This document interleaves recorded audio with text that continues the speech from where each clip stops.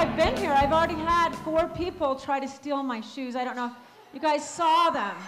Aren't they awesome? So I wanted you to turn to your neighbor and just say, I promise I'm not going to steal your shoes today.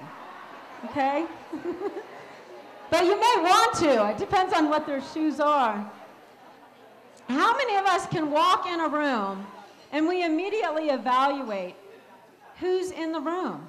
And that can either leave us, and I know if you're like me, that can either leave me feeling really great or really horrible, right? And why is that? Because we tend to compare ourselves to one another, don't we? Comparison shopping leaves us feeling inadequate, insecure, jealous, and with a list of if-onlys that keep us from God's purpose for us. And that's what I'm here to talk to you about today. I'm going to talk to you about walking in your own shoes, owning your vision and the purpose that God has for each and every one of you. Because He didn't leave anybody out. Isn't that exciting? I love that God didn't leave anybody out. Not any of us. You know, we could be sitting here today. I look at everybody here, and everybody just looks lovely. I swear, the women in Colorado, the people in Colorado, I mean, just beautiful.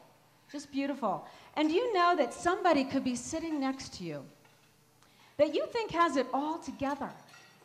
And they could be thinking about suicide tonight when they get home. You may be comparing yourself to someone, and you may be thinking, I want to be in that person's shoes, and yet you don't know where they've been. You don't know the journey that they've walked to get to where they're at. We each have a journey. If I sat down with you today, I would get to hear about your journey and the heart bruises that we collect along the way. I talk about in God Crazy about the heart bruises that have happened throughout our life, and we all have them. You know, for me, I was raped when I was 16. I later went through an abortion. I had my heart bruises, and I only say that to you today because you can look at me today and think, wow, she looks, well, I have the cool shoes. So, I mean, you know, I can look pretty together. And yet it has been a very difficult journey of failure, of disappointment, of unmet expectation. And so I say to you today that God has a vision for each and every one of you, no matter what you've been through, no matter what your past has been. It says in Proverbs 29:18, where there is no vision, the people perish. When we have no vision, that's why we want to compare ourselves to each other. When you have a vision, when God says to you, I have a vision for you to homeschool your children. When I was homeschooling my kids, I had people say to me all kinds of things. Isn't it like us to speak into somebody else's life? I tell my kids, it takes 100% of your time to take care of you. You don't need to be taking care of somebody else. And yet we think we have everybody else's life figured out, don't we? And the key is, when God gives you a vision, then you can walk in confidence. And we don't sway from that vision. When I was homeschooling, I don't care what anybody said. It just went in one ear and out the other. Why? Because I knew God had called me to that season to drop everything and to homeschool my children. And in the season, for me, when my children were little, and I was staying home, and I would feel inadequate sometimes around women who were working or who had just different things they were doing, and I would feel like, what am I really doing? Oh my goodness, what are we really doing when we're staying home with our kids? We're imparting into their lives. We're giving them hope for a future. That's our job, whether we're working or not. We are the gatekeepers to our home. And so when you have a vision that God gives you, you are able to walk in that with confidence. So here's some vision stealers, some hope killers. We can have a list of if-onlys. That's what I call them, a list of if-onlys. And how many of us have them? And we say them, even when we have confidence, there's that moment that comes to us, if only I was that, you know? If only I was pretty enough. If only I was athletic enough. If only I was talented enough. If only I was educated enough. If only I was rich enough. If I just had money, then I'd be happy. Then I'd be okay. If only I was skinny enough. And here's the big one. And this is something I tell women in my Overcoming the 7 Deadly Emotions. It's something I so desire for people to be set free from. I don't care what your past has been. don't let the accuser tell you anymore that God can't have a plan for your life. Because if he can use me, he can use anybody. Okay? I had so much fear, the first time my parents are in ministry, they're evangelists. The first time they got up, they asked me to get up at this church to speak. I had just gotten saved. I was like so new in the Lord. They asked me to get up in front of all people, a group of teenagers. I'm sorry, but that's the hardest audience in the world. These kids were looking at me like this. What in the world does she have to say to me? That's what they look like. And yet God was using me to talk to them. But their faces and the way they looked and their body language for me was so petrifying that I literally, after talking for a few minutes, ran off the stage. I'm not kidding. And I never came back. And my parents had to say, she's good. It's all good. And make up for it. Because, I did not get up in front of people again for another 10 years. That's how long it took me.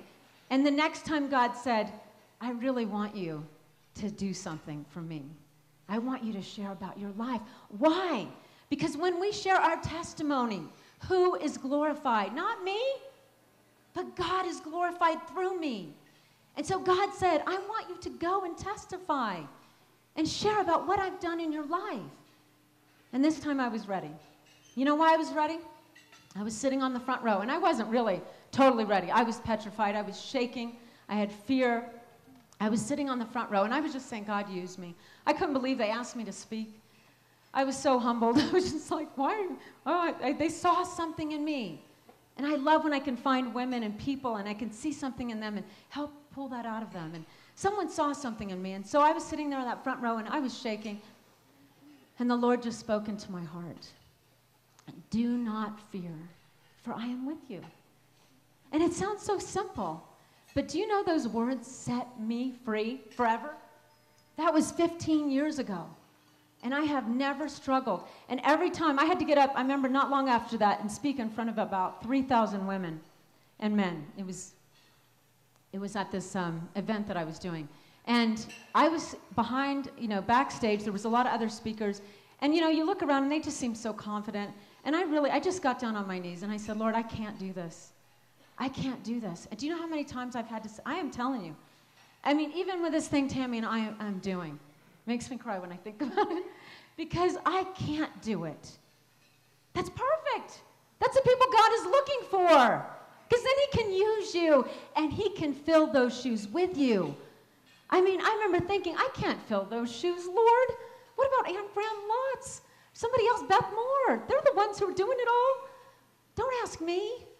And the Lord said, I will walk with you. I will direct your steps. I will set you on a path. And what I lift up, no man can tear down. And that's the way we want it, isn't it? We want God to lift us up. We don't want to be lifted up in our flesh.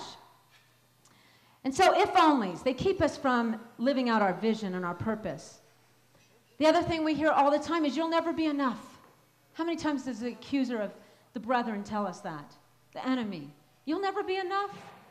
You're not worthy enough, he whispers in our ear. That's a lie from the enemy.